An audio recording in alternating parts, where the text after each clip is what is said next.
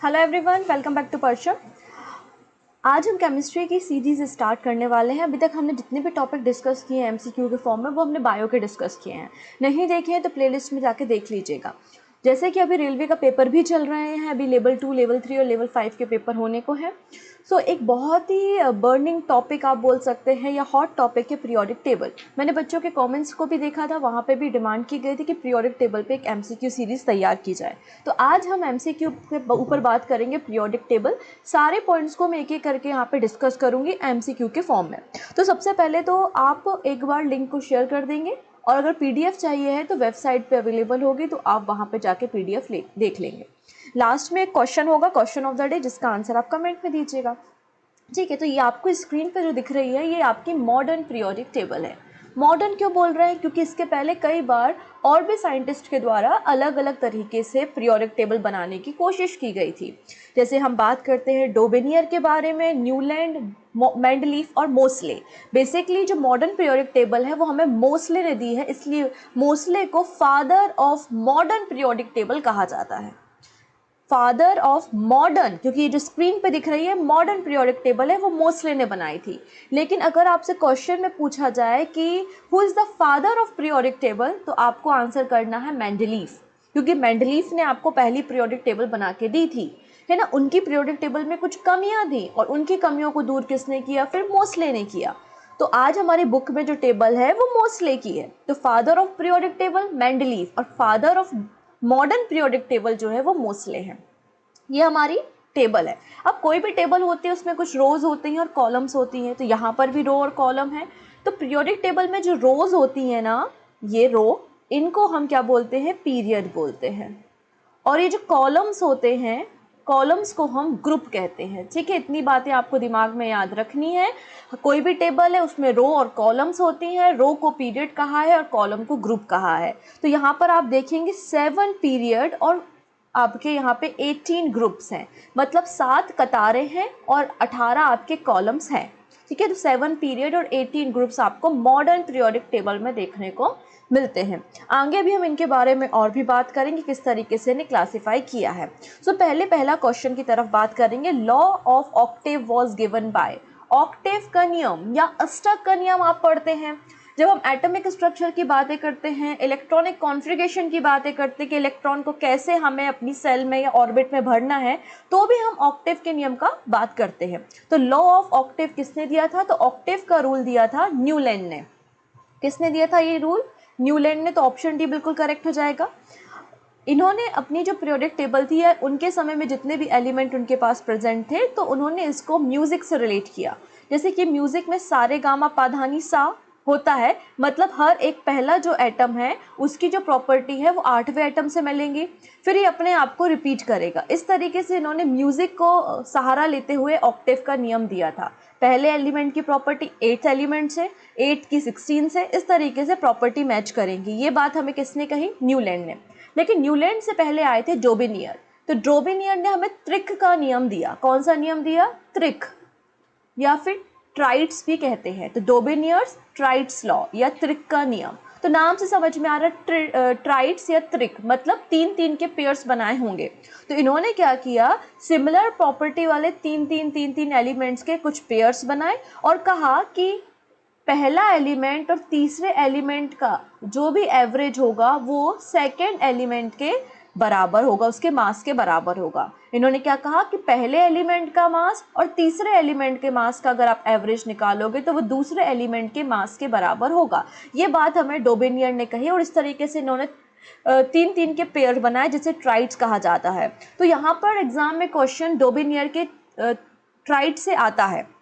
तो इनका एक ट्राइड है लिथियम, सोडियम और पोटेशियम, बड़ा इंपॉर्टेंट है। लिथियम, सोडियम और पोटेशियम। ठीक है, इसके अलावा एक और याद रखेंगे आप, क्लोरीन, ब्रोमीन और आयोडीन। ठीक है, तो लिथियम, सोडियम, पोटेशियम एक ट्राइड है। लिथियम का देखिए मास यहाँ पे इन्होंने रखा है 6.9, सोडियम का मास रखा है 39, इसका एवरेज निकाला है लगभग 23, और 23 मास किसका होता है? सोडियम का होता है। ठीक है, तो लिथियम, सोडियम, पोटेशियम एक ट्राइड बनाया था। क्लोरीन, ब्रोमीन और आयोडीन दूसरा ट्राइड इन्होंने बनाया था। ठीक है, तो ये 2 ट्राइड आपको याद रखने, एग्जाम में क्वेश्चन बनते हैं। अच्छा, अगर आप लोग पीरियोडिक टेबल के सारे क्वेश्चन को सॉल्व करना चाहते हैं तो एक छोटा सा काम आपको करना होगा। हमारी जो पीरियोडिक टेबल है, अभी दिखाई थी ना मोस्ले की जो टेबल है, उसमें जो 1 से लेके 30 तक के एलिमेंट्स है उनको आपको याद करना है, उनके नंबर आपको याद करने हैं। अभी आप देखेंगे सारे क्वेश्चन आपको 1 से 30 के बीच में ही मिलेंगे। ओके, इसके बाद हम बात करते हैं न्यूलैंड के ऑक्टेव नियम या अष्टक के नियम के बारे में। जैसा कि मैंने कहा कि पहली प्रॉपर्टी 1 2 3 4 5 6 7 और फिर 8, तो आपको फ्लोरीन, क्लोरीन, इन सब की प्रॉपर्टी आपको सेम देखने को मिलेगी। तो हर एक एलिमेंट अपने आप को रिपीट करेगा 8 के बाद। तो ये ऑक्टेव का नियम था, लेकिन ये एप्लीकेबल हो रहा था केवल 40 एलिमेंट्स तक। साथ ही साथ इन्होंने जो नए एलिमेंट थे वो उनकी प्रॉपर्टी में सेट नहीं हो रहे थे, इसलिए न्यूलैंड के ऑक्टेव रूल को फॉलो हम नहीं करते हैं। ठीक, नेक्स्ट है in the Mendeleev periodic table property of element are the periodic function of their. अब समझिएगा, मेंडलीफ, तो मेंडलीफ ने अपनी पीरियोडिक टेबल तैयार की और मेंडलीफ की जब टेबल बन रही थी तो उस समय उनके पास 63 एलिमेंट थे। ये क्वेश्चन कई बार एग्जाम में बना है, 63 एलिमेंट उस समय प्रेजेंट थे। ठीक है, तो मेंडलीफ ने टेबल बनाई, तो मेंडलीफ की जो टेबल थी उसमें भी रो और कॉलम्स होंगे। बिल्कुल हाँ, ठीक है, रो और कॉलम्स थे। रो को पीरियड कहा जाता था, तो 7 पीरियड्स थे, और कॉलम्स को ग्रुप कहा जाता था, तो 8 ग्रुप इनके टेबल में इन्होंने बना दिए। अब देखो, टेबल बनाने का एक तरीका है, आप किसी भी चीज़ को अरेंज कैसे करते हो, असेंडिंग ऑर्डर में करते हो, डिसेंडिंग ऑर्डर में करते हो, उसके नंबर के अकॉर्डिंग करते हो। वैसे ही कोई भी एटम होता है तो एटम के पास 2 चीज़ें होती हैं, एक उसका नंबर होता है और एक उसका वेट होता है, जिसे हम मास कहते हैं। तो या तो आप एटम के नंबर के हिसाब से 1 2 3 4 करते हुए टेबल बना लो, या एटम का जो वेट है उसके हिसाब से 1 2 3 4 करते हुए आपकी टेबल बना ली जाए। तो मेंडलीफ ने क्या किया, एटॉमिक मास या वेट के अकॉर्डिंग टेबल बनाई। एटॉमिक मास के आधार पर टेबल किसने बनाई, मेंडलीफ ने। और मेंडलीफ की टेबल की कुछ कमियां थी जिसको मोस्ले ने दूर किया, मतलब मॉडर्न पीरियोडिक टेबल मोस्ले ने बनाई और मोस्ले ने एटॉमिक नंबर के हिसाब से बनाई। बात समझ में आ रही है, मेंडलीफ ने मास के हिसाब से और मोस्ले ने नंबर के हिसाब से टेबल बनाई। तो क्वेश्चन यही पूछा जा रहा है कि मेंडलीफ की जो पीरियोडिक टेबल थी उसकी प्रॉपर्टी क्या है। तो इन्होंने एटॉमिक वेट के आधार पर अपनी टेबल बनाई, ऑप्शन ए बिल्कुल करेक्ट हो जाएगा। ठीक है, अब ये जो मेंडलीफ है इन्होंने अपनी टेबल कब बनाई थी, इन्होंने अपनी टेबल 17 फेब 1869 को बनाई थी। तो 2019 में इसको 150 यूनिवर्स मतलब इसकी 150 एनिवर्सरी 150वीं नंबर की सालगिरह बनाई गई थी, क्योंकि इन्होंने टेबल 1869 में बनाई थी। इसलिए यूनाइटेड नेशन के द्वारा इस दिन को international year of periodic table announce किया गया था। 2019 को international year of periodic table announce किया गया था यूनाइटेड नेशन के द्वारा। इतनी चीज़ें क्लियर है, मैंने आपको बता दिया। 63 एलिमेंट थे जब ये बना रहे थे, एटॉमिक मास के हिसाब से बनाया इन्होंने टेबल 1 2 3, और पीरियड जो थे वो 7 थे और ग्रुप कितने थे, 8 थे। ओके, नेक्स्ट है मॉडर्न, इसको मॉडर्न है actually, modern periodic law was given by, modern periodic table किसने दी, तो हमने देखा कि मोस्ले के द्वारा मॉडर्न पीरियोडिक टेबल दी गई। Option B is the right answer. तो हेनरी मोस्ले इनका पूरा नाम था। इन्होंने अपनी टेबल 1913 में बनाई और इन्होंने एटॉमिक नंबर, जो हमारा परमाणु क्रमांक होता है, एटॉमिक नंबर के असेंडिंग ऑर्डर में, इंक्रीजिंग ऑर्डर में 1 2 3 4 5 इस तरीके से इन्होंने अपनी टेबल डिजाइन की थी। इनकी टेबल अभी हमने देखी थी, 7 पीरियड्स थे और 18 ग्रुप थे। ये चीज़ें क्लियर है, यहाँ से डायरेक्ट क्वेश्चन एग्जाम में बनता है। देखिए ये आया हुआ क्वेश्चन है, how many period and group are present in the periodic table. तो कितनी रो और कितने कॉलम है, तो 7 रो है और 18 कॉलम है। कहीं मैच हो रहा है, हाँ हो रहा है, ऑप्शन नंबर ए। क्लियर, इस तरीके से डायरेक्ट क्वेश्चन बनते हैं। अब देखिएगा, अब इनकी टेबल है, अब इनको याद कैसे रखें, कौन सा एलिमेंट क्या है, उसकी प्रॉपर्टी क्या है, क्योंकि अभी प्रेजेंटली हमारी पीरियोडिक टेबल में 118 एलिमेंट है। अभी हमारी टेबल में कितने हैं, देखो जब मेंडलीफ बना रहे थे ना टेबल तब 63 एलिमेंट थे और अभी हमारी टेबल में 118 एलिमेंट है। हर एक एलिमेंट की अपनी प्रॉपर्टी है, कैरेक्टरिस्टिक्स है, कैसे याद रखें। तो हम देखते हैं बड़ी बड़ी सोसाइटीज़ होती है, उसमें बिल्डिंग्स की नंबरिंग होती है, ए बी सी डी। ऐसे पीरियोडिक टेबल को भी हमने 4 ब्लॉक में डिवाइड किया है, SPDF। 4 ब्लॉक कौन से हैं पीरियोडिक टेबल के, SPDF। पीरियोडिक टेबल को कितने ब्लॉक्स में डिवाइड किया गया है, तो 4 SPDF। ठीक है, इतनी चीज़ें। अब मोस्ले ने क्या किया था, हेनरी मोस्ले ने एक्स रेज की बम्बार्डिंग कराई थी मेटल्स पे, और मेटल से जब फ्रीक्वेंसी सिग्नल्स निकल रहे थे उसका स्क्वायर रूट जो था वही उसके एटॉमिक नंबर के बराबर था। ये बात इन्होंने कही। ठीक है। तो एक्सरे को गिराने के बाद जो फ्रीक्वेंसी रिलीज हो रही है, तो square root of frequency was directly proportional to the atomic number, ऐसी बात मोसले ने कही थी। अब देखिए ये हमारी टेबल है, इसमें आपको जैसे कि मैंने कहा 4 ब्लॉक है SPDF। पहले हम ब्लॉक्स देख लेते हैं। हाँ, 4 ब्लॉक है। देखो इनका अगर नंबर करें 1 2, फिर ये 3 से लेके यहाँ 12 तक, फिर 13 से 18 तक, तो आपका जो ग्रुप नंबर 1 और ग्रुप नंबर 2 है, ये जो पर्पल कलर में है ना, ये आपका S ब्लॉक कहलाता है। ठीक है। फिर 3 से लेके 12 तक, ये 3 से 12 तक ये जो रेड कलर दिख रहा है, ये आपका D ब्लॉक कहलाता है। ये हो गया S ब्लॉक, ये हो गया D ब्लॉक। फिर आपको जो ग्रीन कलर का 13 से लेके 18 तक दिखाई दे रहा है, ये आपका P ब्लॉक कहलाता है। और लास्ट में जो ब्लू कलर दिखाई दे रहा है, ये आपका F ब्लॉक कहलाता है। क्लियर है? क्या क्या याद रखना है आपको? आपको याद रखना 1 और 2 S ब्लॉक, फिर 3 से लेके 12 तक D ब्लॉक, फिर आपका 13 से लेके 18 तक P ब्लॉक, और ये 2 रेंज है या 2 सीरीज हैं जिनको F ब्लॉक कहते हैं। इनको अगर बात करें तो इनको लेंथेनाइट और एक्टेनाइट नाम दिया गया है। तो F ब्लॉक में कौन सी सीरीज होती है? तो लेंथेनाइट और एक्टेनाइट, 2 सीरीज आपको F ब्लॉक में देखने को मिलेंगी। तो ये आपको समझ में आया, S, P, D और F ब्लॉक हमने अपनी पीरियोडिक टेबल को डिवाइड करके रखा हुआ है। इतनी चीज़ें क्लियर हैं। अब देखिए जनरली S ब्लॉक जो है उसके एलिमेंट मेटल होते हैं। आप देखेंगे सोडियम, पोटेशियम, कैल्शियम, मैग्नीशियम, ये सभी एलिमेंट आपको S ब्लॉक में देखने को मिलेंगे। तो जनरली जो भी एलिमेंट S ब्लॉक में होते हैं वो मेटल होते हैं, मतलब धातुएं होती हैं। क्या होती है? जनरली धातुएं होती हैं। ठीक है। जबकि आपका जो P ब्लॉक है, तो P ब्लॉक के जनरली जो एलिमेंट्स होंगे वो आपको नॉन मेटल मिलेंगे। जनरली ये गैसेस होती हैं। आप देखिए यहाँ पे oxygen, nitrogen, carbon, chlorine, fluorine, ये सभी गैसेस आपको P ब्लॉक में मिलेंगी। तो आपने क्या सीखा? S ब्लॉक में धातुएं होती हैं, P ब्लॉक में अधातुएं होती हैं। मतलब S ब्लॉक मेटल है, P ब्लॉक नॉन मेटल है। और बीच का जो D ब्लॉक है 3 से लेके 12 तक, यहाँ पर मेटल भी हो सकता है, नॉन मेटल भी हो सकता है, या फिर यहाँ पे मेटेलॉइड्स भी हो सकते हैं। मेटेलॉइड्स मतलब आपका सिलिकॉन वगैरह, तो इन्हें हम ट्रांजिएंट एलिमेंट कहते हैं। तो डी ब्लॉक का दूसरा नाम क्या है? डी ब्लॉक का दूसरा नाम ट्रांजिएंट एलिमेंट है। ओके। और एफ ब्लॉक जो है इन्हें इनर ट्रांजिएंट एलिमेंट कहा जाता है। क्या बोलते हैं इन्हें हम? इनर ट्रांजिशन एलिमेंट या फिर रेयर अर्थ मेटल कहते हैं। एफ ब्लॉक को क्या कहा जाता है? रेयर अर्थ मेटल भी कहा जाता है और इनर ट्रांजिशन एलिमेंट कहते हैं। तो कई बार दूसरे नाम पूछ लिए जाते हैं। तो आपने क्या सीखा? एस ब्लॉक में मेटल, पी ब्लॉक में नॉन मेटल, डी ब्लॉक में ट्रांजिएंट एलिमेंट और एफ ब्लॉक में जो है इनर ट्रांजिएंट एलिमेंट होते हैं। अब देखो थोड़ी सी एक छोटी सी बात और समझ लो, फिर आगे एमसीक्यू करते हैं। आप लोग ने एसिड रेन के बारे में सुना होगा, सुना है ना? अम्ल बारिश जिसे हम बोलते हैं। होता क्या है, जब एटमॉस्फेयर में पॉल्यूशन बहुत ज़्यादा बढ़ जाता है तो हमारे एटमॉस्फेयर में जो सल्फर है, कार्बन डाइऑक्साइड गैस है, वो वाटर के साथ मिलकर carbonic acid, sulphuric acid, nitric acid बना लेती है और अम्ल बारिश कर देती है।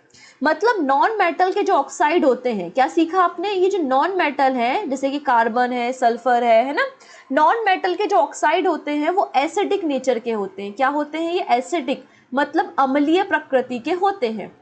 जबकि आपके जो मेटल के ऑक्साइड होते हैं जैसे कि MgO हो गया, है ना, तो मेटल के जो ऑक्साइड होते हैं इनका नेचर कैसा होता है? बेसिक होता है, मतलब ये क्षारीय प्रकृति के होते हैं। तो आप जैसे जैसे लेफ्ट से राइट की तरफ बढ़ेंगे तो नेचर बदलता जाएगा। यहाँ पर लेफ्ट तरफ आपको बेसिक नेचर के एलिमेंट मिलेंगे और राइट तरफ आपको एसिडिक एलिमेंट मिलेंगे। बात समझ में आ रही है? तो आपका क्वेश्चन बनना चाहिए कि ट्रांजिएंट एलिमेंट कैसे होते हैं। तो ट्रांजिएंट एलिमेंट एसिडिक भी हो सकते हैं और बेसिक भी हो सकते हैं। क्लियर? यहाँ से क्वेश्चन कई दफ़ा एग्जाम में बना है। नॉन मेटल के ऑक्साइड क्या होते हैं? एसिडिक होते हैं। मेटल के ऑक्साइड क्या होते हैं? बेसिक होते हैं। ओके। तो धातुओं के जो ऑक्साइड होते हैं वो क्षारीय प्रकृति के होते हैं, अधातुओं के जो ऑक्साइड होते हैं वो अम्लीय प्रकृति के होते हैं। डी ब्लॉक के जो एलिमेंट्स होते हैं वो एसिडिक भी हो सकते हैं, बेसिक भी हो सकते हैं, लेकिन एफ ब्लॉक के जो एलिमेंट है वो न्यूट्रल होते हैं। इनको किसी से कोई मतलब लेना देना नहीं है। आप एसिडिक रहो, कुछ भी रहो, हम तो न्यूट्रल है भाई, हम तो न्यूट्रल है ना। हम बीजेपी के हैं ना कांग्रेस के हैं, हम क्या है? न्यूट्रल है। वो है एफ ब्लॉक के एलिमेंट्स जिन्हें हम रेयर अर्थ एलिमेंट कह रहे हैं या इनर ट्रांजिएंट एलिमेंट कह रहे हैं। ओके है? क्वेश्चन देखें कैसा क्वेश्चन बनेगा। विच ऑफ द फॉलोइंग इज ना इनर्ट गैस। इनर्ट गैस को हम नोबल गैस भी कहते हैं, आदर्श गैस कहते हैं, उत्कृष्ट गैस भी कहते हैं। तो इनर्ट गैस इनमें से कौन सी है? आदर्श। आदर्श कौन है? जिसको किसी से कोई मतलब नहीं, ना 2 पैसे उधार लेना, ना किसी को 2 पैसे उधार देना, अपने में खुश रहना, वो आदर्श है। और वही काम इन गैसेस का होता है, ना इलेक्ट्रॉन को देते हैं ना इलेक्ट्रॉन को एक्सेप्ट करते हैं। मतलब इनकी जो बैलेंसी होती है वो जीरो होती है। बैलेंसी क्या होती है? इलेक्ट्रॉन को देना या इलेक्ट्रॉन को लेना। जितने इलेक्ट्रॉन को आपने दिया या जितने इलेक्ट्रॉन को एक्सेप्ट किया वो आपकी बैलेंसी है। ठीक है, बैलेंसी पॉजिटिव भी हो सकती है और नेगेटिव भी हो सकती है। अगर आपने 2 इलेक्ट्रॉन को दान दिया, दानी है आप, तो वो पॉजिटिव है। जब आप किसी 2 इलेक्ट्रॉन को या किसी इलेक्ट्रॉन को डोनेट करते तो आपकी बैलेंसी क्या होगी? पॉजिटिव। लेकिन अगर आपने किसी से पैसे उधार ले लिए तो आप तो माइनस में चले गए ना। तो वही, जब कोई इलेक्ट्रॉन को एक्सेप्ट करता है तो उसकी बैलेंसी क्या हो जाती है? नेगेटिव होती है। लेकिन जो ना लेगा ना देगा तो वो तो न्यूट्रल है, उसकी बैलेंसी जीरो है। तो ऐसे एलिमेंट जिनकी बैलेंसी जीरो है वो आपकी इनर्ट गैसेज हैं। और इनर्ट गैसेस आपको कहाँ पर मिलेंगी? तो इनर्ट गैसेस आपको ग्रुप नंबर 18 में मिलेंगी। अभी हम टेबल में भी देख लेते हैं। सबसे लास्ट वाला ग्रुप है ना, helium, neon, argon, krypton, xenon, radon, वो सभी आपकी क्या है? इनर्ट गैसेस हैं। Helium, neon, argon, krypton, xenon, radon, ये सभी क्या हैं? आपकी इनर्ट गैसेस होती हैं। याद रखेंगे, इन्हें आदर्श गैसेस भी कहते हैं, उत्कृष्ट गैसेस भी कहते हैं। तो ऑप्शन सी बिल्कुल करेक्ट हो जाएगा। ओके है। तो कुछ बातें यहाँ पे लिखी हुई हैं मॉडर्न पीरियोडिक टेबल के बारे में। जैसे कि मैंने कहा कि ग्रुप 1 में सारे मेटल हैं। मेटल के ऑक्साइड कैसे होते हैं? बेसिक प्रकृति के होते हैं। तो ग्रुप 1 के एलिमेंट को एल्कली एलिमेंट कहा जाता है, एल्कली मेटल कहा जाता है। ग्रुप 2 के एलिमेंट को एल्कलाइन अर्थ मेटल कहा जाता है। ये दोनों कैसे हैं? बेसिक नेचर के हो गए। ग्रुप 17 जो होते हैं वो हैलोजन होते हैं ना, फ्लोरीन, क्लोरीन, ब्रोमीन, आयोडीन, एस्टेटीन, ये सभी क्या है? आपके हैलोजन है। तो ग्रुप नंबर 17 का दूसरा नाम है हैलोजन। और ग्रुप 18 में इनर्ट गैसेस या नोबल गैसेस होती हैं। बात क्लियर हो गई। यहाँ पे साफ तौर पे लिखा हुआ है कि अभी हमारी पीरियोडिक टेबल में 118 एलिमेंट हैं, जिनमें से मैक्सिमम जो एलिमेंट हैं वो हमारे मेटल है। 75 एलिमेंट के 75% एलिमेंट कैसे हमारे? मेटल होते हैं। ठीक है। अब इन 118 में से 90 एलिमेंट ऐसे हैं जो कि नेचुरली अकर है, नेचुरली पाए जाते हैं, हमारे अर्थ क्रस्ट में पाए जाते हैं। और कुछ ऐसे हैं जिनको इंसानों के द्वारा बनाया गया है। पहला एलिमेंट जो इंसानों ने बनाया था, पहला एलिमेंट जो मैन मेड है, वो कौन सा है? टेक्नेटियम है। तो technetium was the first man made element. ठीक है। अगर बात करते हैं हमारी पीरियोडिक टेबल में सबसे हल्का, सबसे लाइट वेट एलिमेंट कौन सा है, तो हमें पता है हाइड्रोजन गैस सबसे हल्की होती है। तो हाइड्रोजन जो है वो सबसे हल्का है। इसका वेट कितना है? केवल 1। इसका वेट कितना है? केवल 1। तो hydrogen is the lightest element with ना एटॉमिक वेट इज 1। और सबसे हैवी एलिमेंट कौन सा है? यूरेनियम है। यूरेनियम जादूगोड़ा, झारखंड माइंस, याद आया कुछ? रेडियो एक्टिव एलिमेंट है यूरेनियम 235, है ना। आप न्यूक्लियर रिएक्टर में यूज कर रहे हो तो यूरेनियम 238 इसका वेट होता है। ओके है। चलिए नेक्स्ट है, which of the following is the most reactive element of group 17। तो ग्रुप 17 को आपने क्या कहा है? हैलोजन कहा है। अब पूछ रहा है कि इसमें सबसे ज्यादा चंचल कौन है, मतलब सबसे ज्यादा एक्टिव कौन है। तो फ्लोरीन, क्लोरीन, ब्रोमीन, आयोडीन, एस्टेटीन, ये सभी ग्रुप 17 में आते हैं।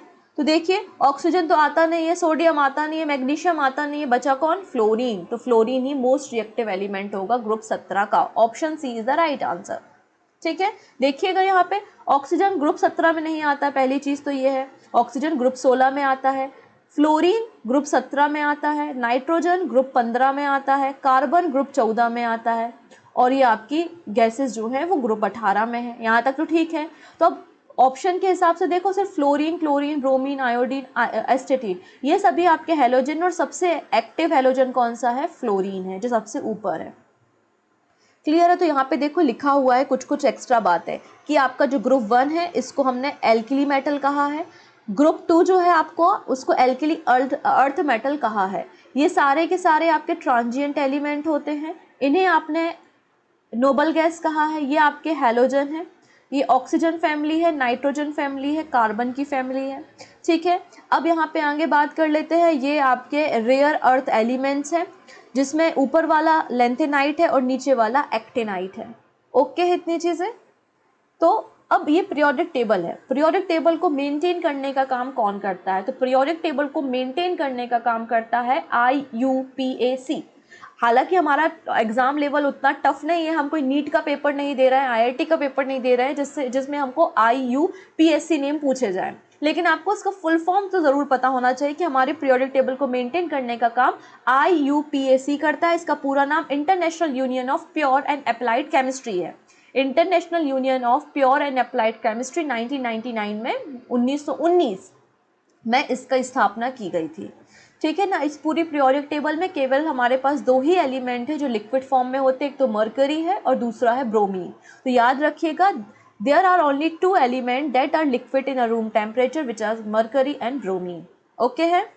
नेक्स्ट है, what is the other name of group 18 एलिमेंट। ग्रुप 18 के एलिमेंट अभी हमने देखे, उनका दूसरा नाम क्या है। तो अभी हमने देखा उन्हें आदर्श गैस कहते हैं, नोबल गैस कहते हैं। तो ऑप्शन ए बिल्कुल सही हो जाएगा।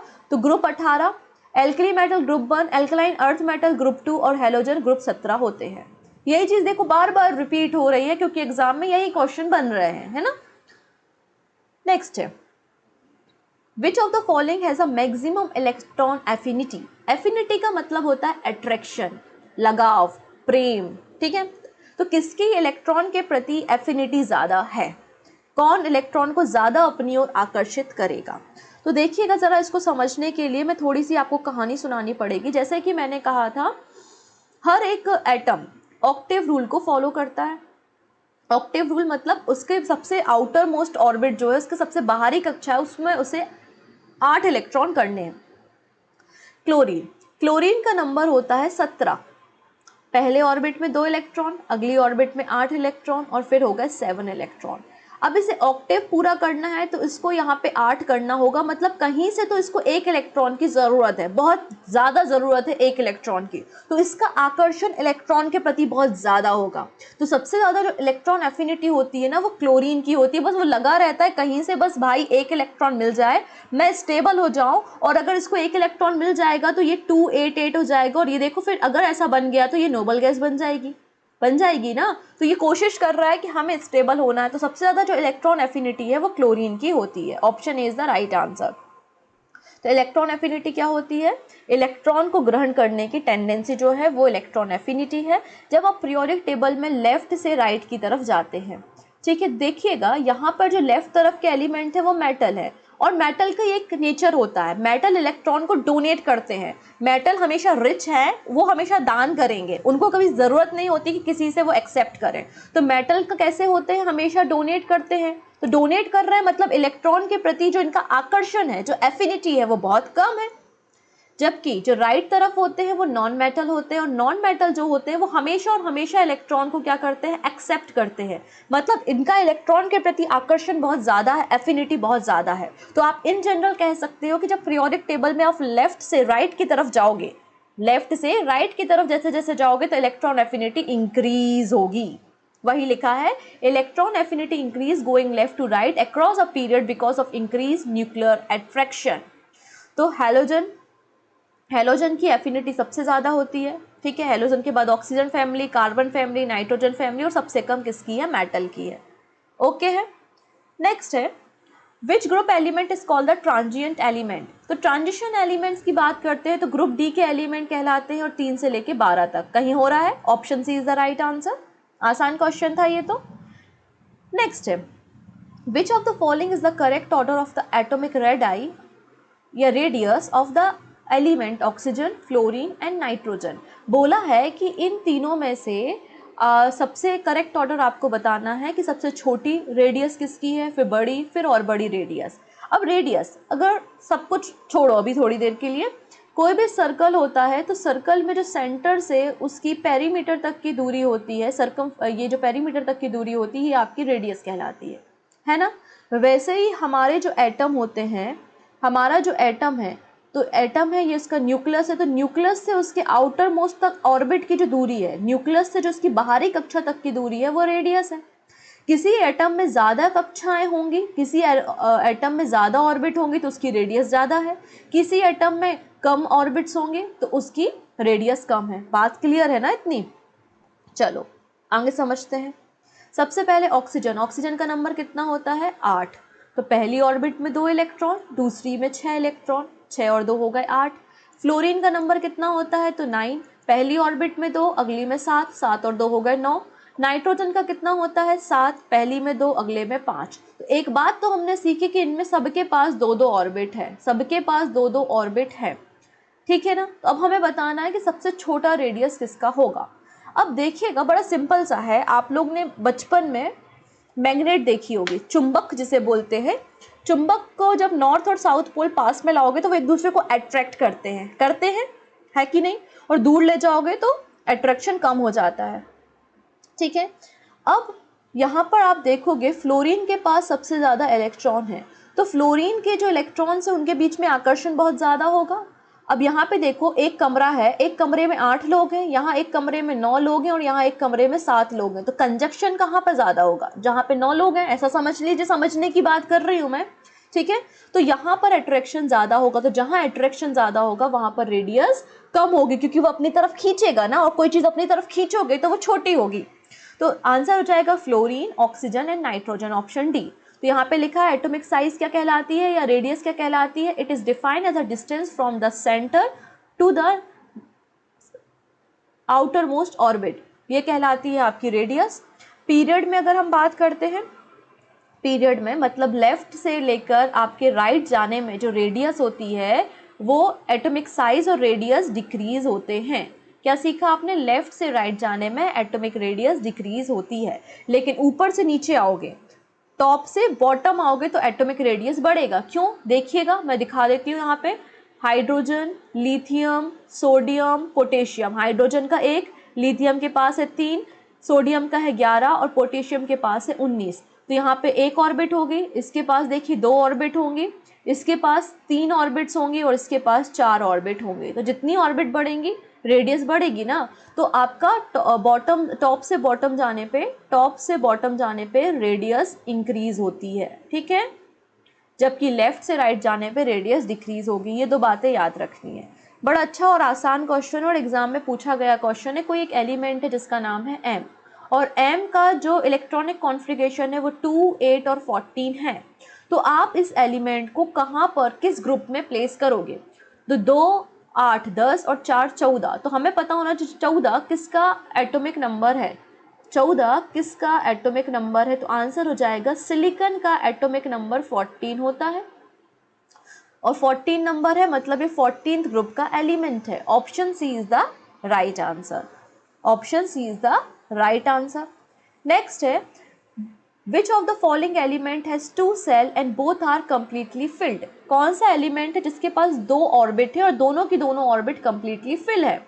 देखते हैं, हीलियम, हीलियम का नंबर होता है 2, मतलब इसके पास कितनी ऑर्बिट है, केवल 1 ऑर्बिट है, पहली ऑर्बिट में 2 इलेक्ट्रॉन। नियॉन, नियॉन का नंबर होता है 10, पहली ऑर्बिट में 2, दूसरी ऑर्बिट में 8।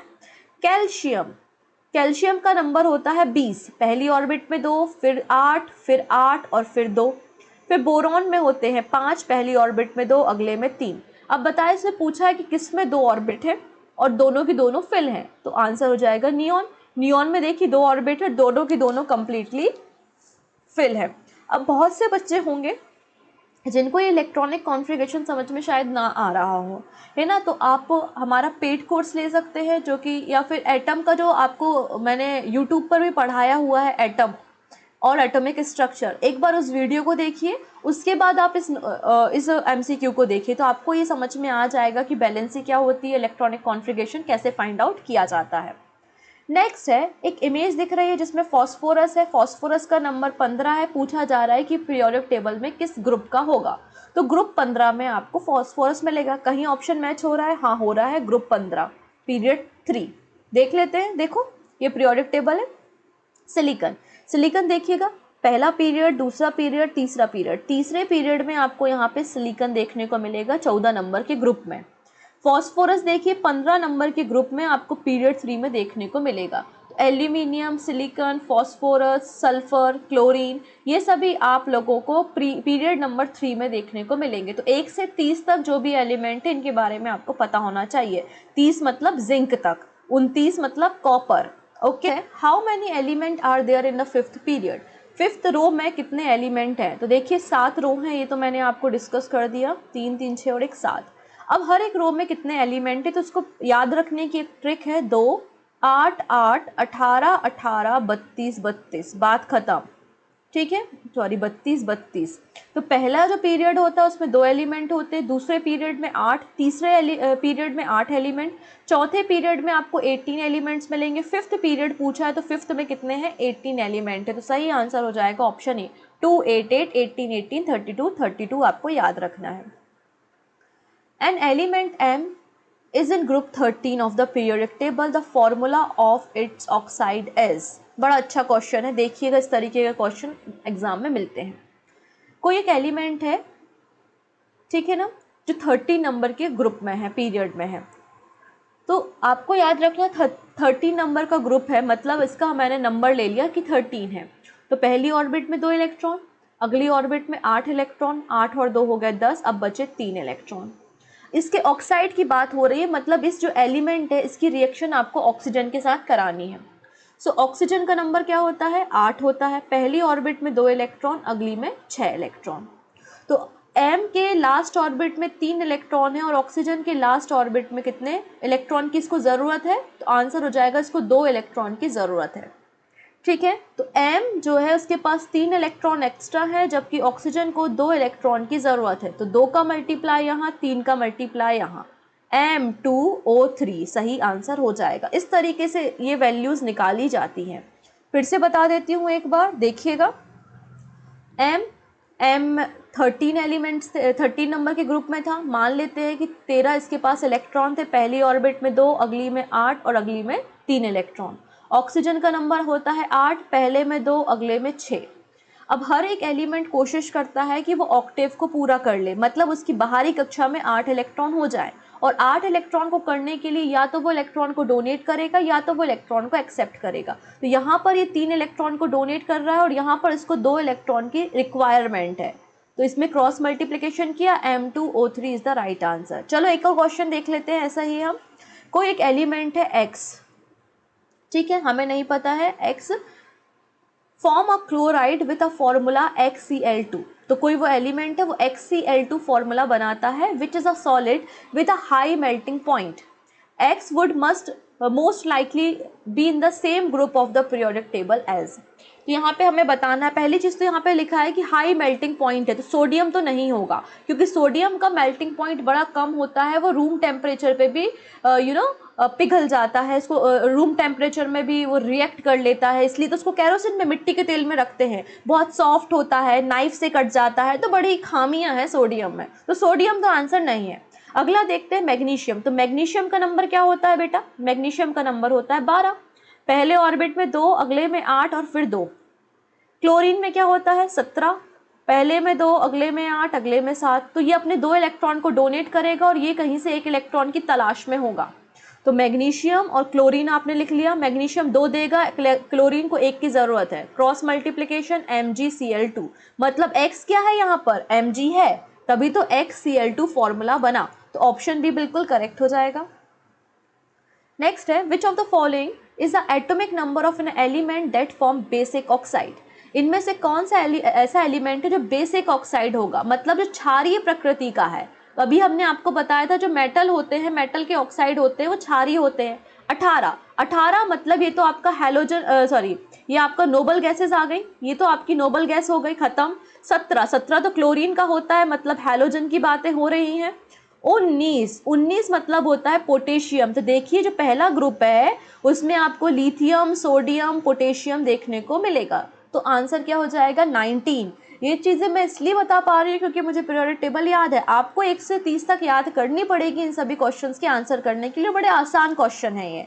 आप देखेंगे helium, lithium, sodium, potassium, rubidium, caesium और फ्रांसियम, ये सारे आपके ग्रुप 1 के एलिमेंट है और इनके जो ऑक्साइड होते हैं, मेटल के ऑक्साइड जो है वो बेसिक नेचर के होते हैं। तो यहाँ पे पोटेशियम जो है इसका 19 नंबर है, तो इसलिए सही आंसर क्या हो जाएगा पोटेशियम। ओके है। Which of the following does not decrease while moving down in the group of the periodic table? कौन सी चीज़ है जो डिक्रीज नहीं होती जब हम पीरियोडिक टेबल में टॉप से बॉटम में जाते हैं। ठीक है, टॉप से बॉटम, सॉरी पीरियोडिक टेबल में मूव, हाँ डाउन जाते हैं, नीचे जाते हैं। अब यहाँ पे एक चीज़ मैं आपको बताना चाहती हूँ, ध्यान से समझिएगा। लिथियम, सोडियम, पोटेशियम, ठीक है, लिथियम का नंबर होता है 3, सोडियम का 11, पोटेशियम का होता है 19। लिथियम में पहली ऑर्बिट में 2, अगले ऑर्बिट में 1 इलेक्ट्रॉन। सोडियम में पहली ऑर्बिट में 2, अगले में 8 और फिर अगले में 1 इलेक्ट्रॉन। पोटेशियम में 2, 8, 8 और 1 इलेक्ट्रॉन। क्या देख रहे हो, जो ग्रुप 1 है उस ग्रुप 1 के सभी एलिमेंट की जो अंतिम कक्षा है, जो आउटर मोस्ट ऑर्बिट है, उसमें एक एक इलेक्ट्रॉन है। तो ये जो आपके लास्ट कक्षा में इलेक्ट्रॉन है, इनकी संख्या नहीं बदलती, चाहे आप टॉप से बॉटम में जाएं या बॉटम से टॉप में जाएं। हर एक ग्रुप में जो आउटर मोस्ट ऑर्बिट में इलेक्ट्रॉन्स होते हैं उनकी संख्या नहीं बदलेगी। तो बैलेंस इलेक्ट्रॉन की संख्या नहीं बदलेगी। Option D is the right answer. लिखा हुआ है which of the following block refer to the element with 29 atomic number. तो पहले तो पता होना चाहिए कि 29 किसका है। तो अभी मैंने बताया था कि जिंक का 30 होता है और कॉपर का 29 होता है। तो कॉपर आपको 29 डी ब्लॉक में मिलेगा। ये आपका आरआरबी एनटीपीसी का ऐसे ही छपा हुआ क्वेश्चन था। ठीक है, तो option D is the right answer. 29 copper का है और कॉपर डी ब्लॉक में आते हैं। ठीक है, अगला क्वेश्चन है क्वेश्चन ऑफ द डे। समझिएगा, बस इतना याद रखिएगा, ये बेसिक होते हैं, जैसे जैसे आगे बढ़ोगे एसिडिक होते जाएंगे। ओके है। पूछा जा रहा है कि इनमें से मोस्ट एसिडिक कौन है, MgO, CaO, Al2O3, Na2O। जो भी आंसर होगा कमेंट में दीजिएगा, सही आंसर भी मैं आपको वही प्रोवाइड करूंगी। आई होप आपको कुछ चीज़ें समझ में आई होंगी यहाँ पर। तो थैंक यू सो मच, हम मिलेंगे नेक्स्ट सेशन में। Take care and bye bye.